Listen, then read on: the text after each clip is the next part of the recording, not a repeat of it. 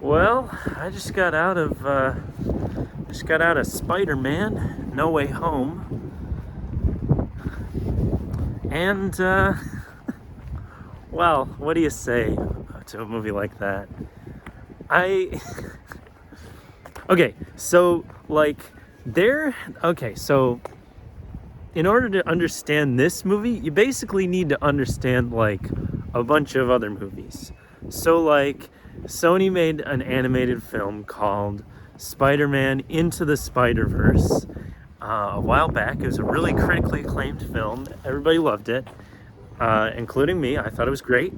And the concept was, well, there's a big science gizmo that basically causes all of the Spider-Mans from different universes to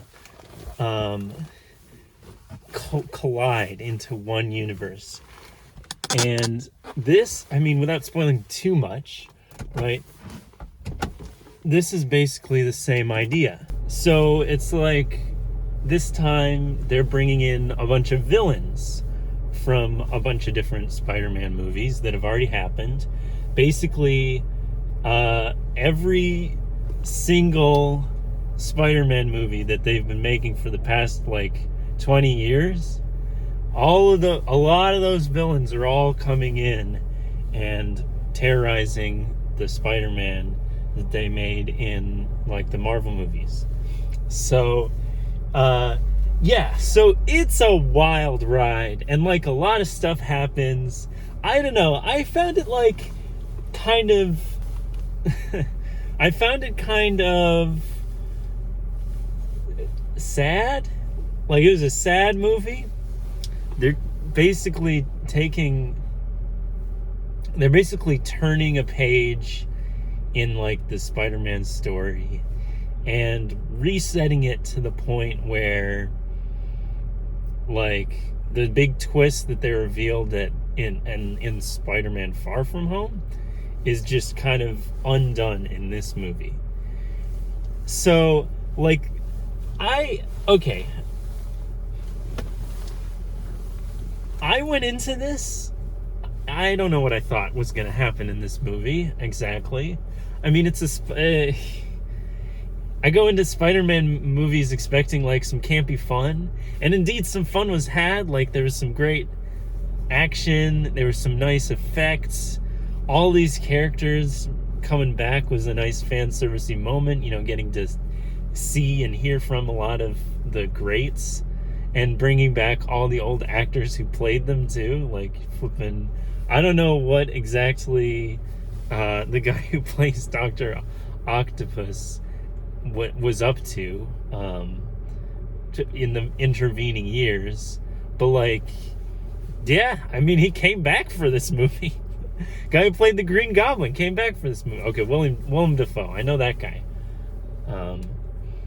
Flipping just a bunch. I mean, it was kind of crazy that they pulled all that together, and it makes sense when you realize that it was pretty much a Sony production.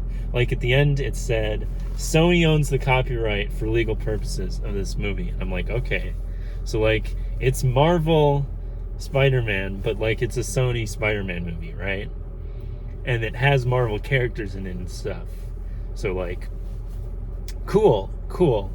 But like, I don't know. It just felt like another movie in a sequence that's really portending greater things that are going to happen versus just doing like a self-contained story. Like, there's an ending to this story that was told in this movie. These characters have like a resolution, sort of, to their plot, and like a happy ending, I suppose. Like, I'm gonna go off to college and I'm gonna study real hard. And it's like, well, these characters are younger than me. They haven't been to college yet, so they know that it's gonna be great. But but anyways, I don't know.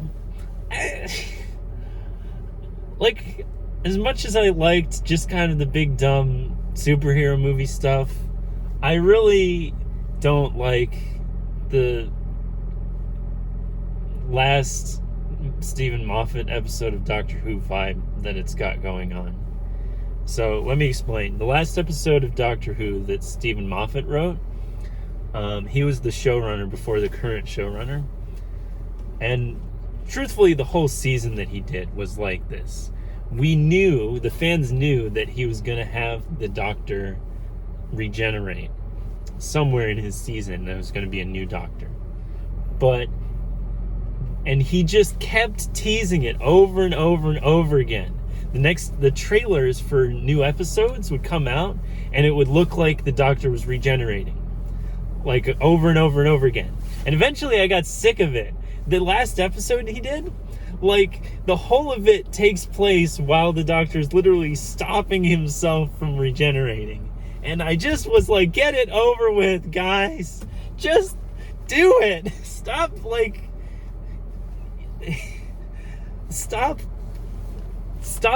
teasing me. Stop saying that this is going to happen, you know? Just have it happen. Tell the story, okay? Don't pause it so you can have like a Christmas episode where you talk about World War I.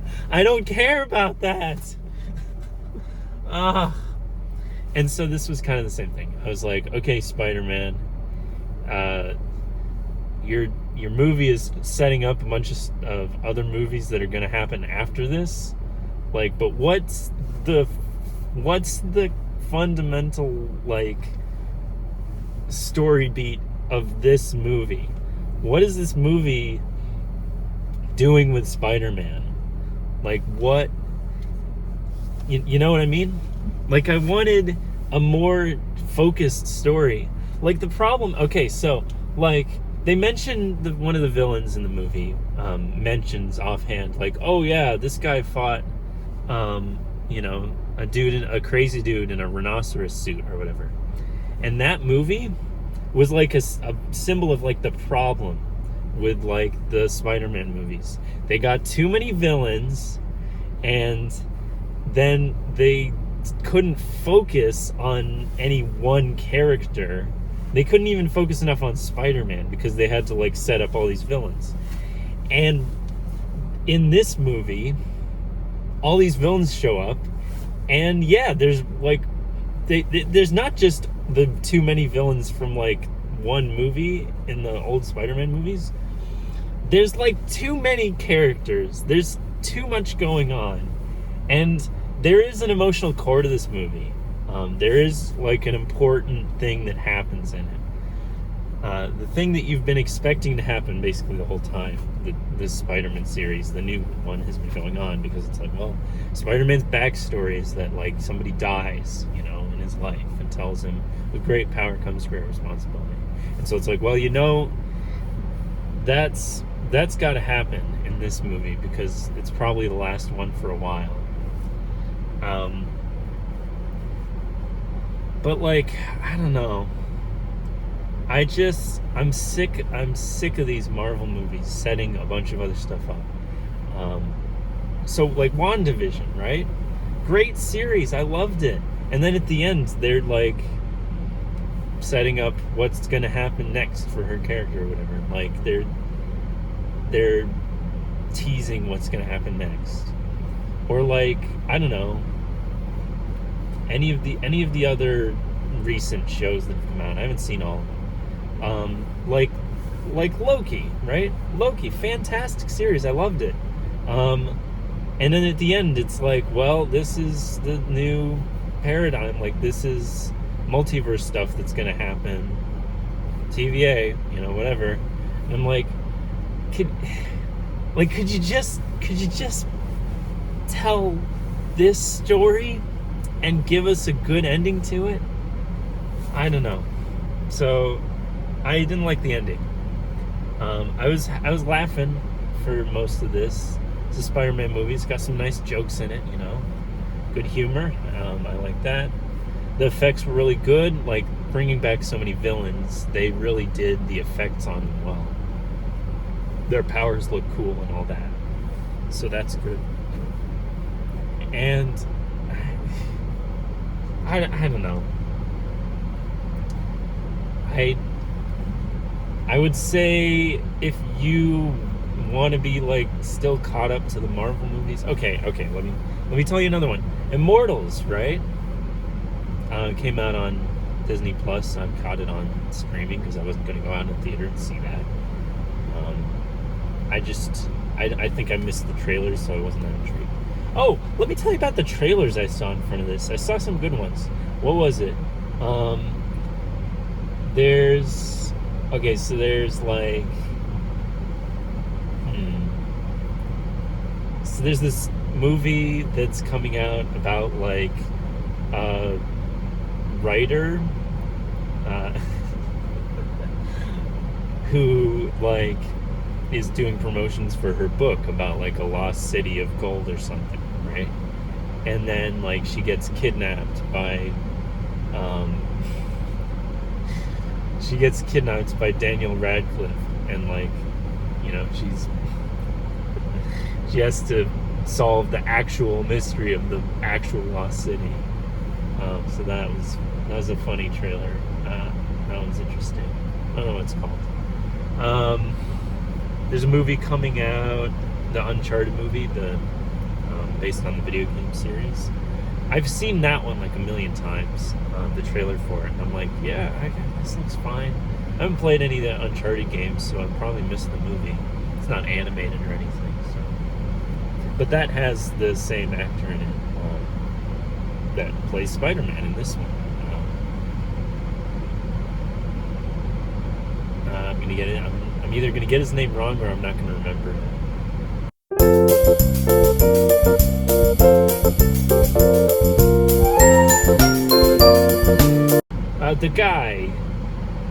The guy, Tom Holland. There you go.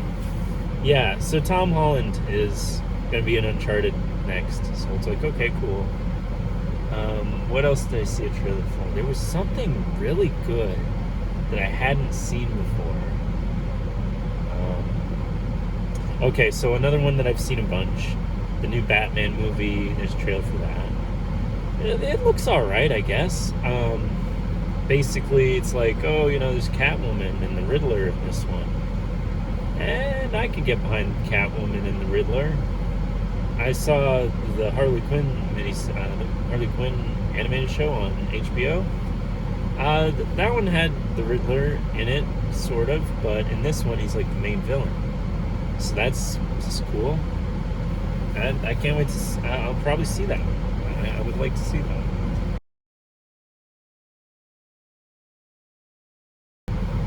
Trailers. What else? Oh man, I swear, there's one. It's gonna come to me later. I'm in the middle of something, explaining something else.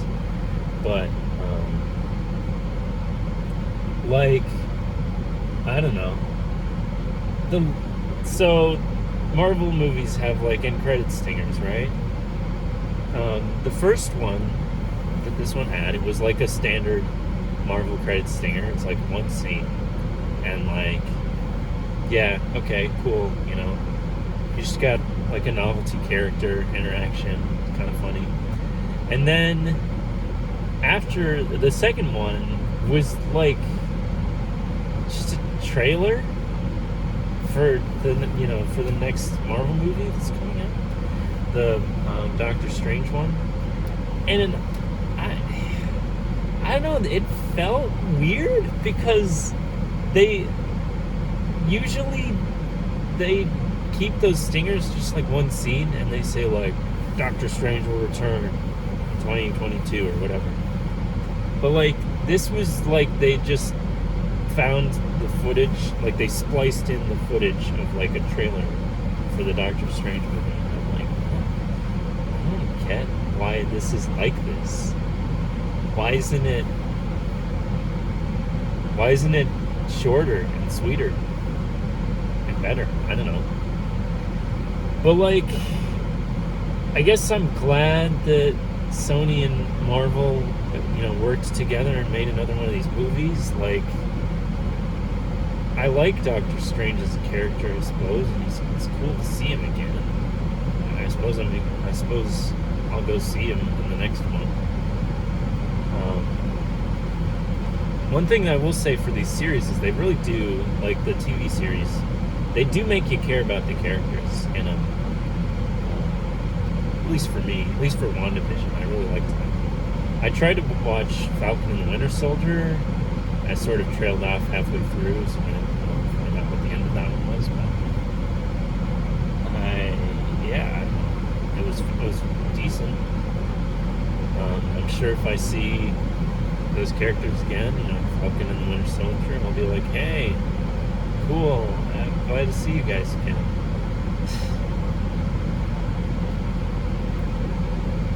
Marvel movies have been going on for a really long time.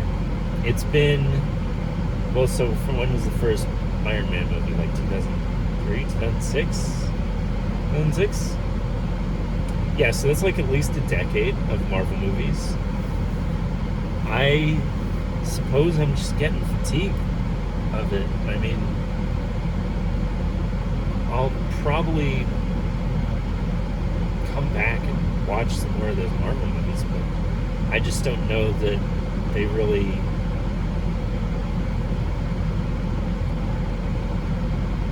I don't know that I'm gonna watch every single one of them just because it's a Marvel movie, I think that's what's different. But let's see. Yeah, so go see Spider-Man.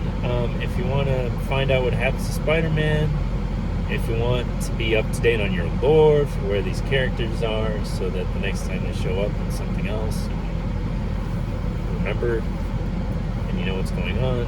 Because I remember, like, I'm pretty sure there was a stinger at the end of one of those Marvel movies, like the Black Widow one, I think, where I just, like, a character showed up and I was supposed to know who it was.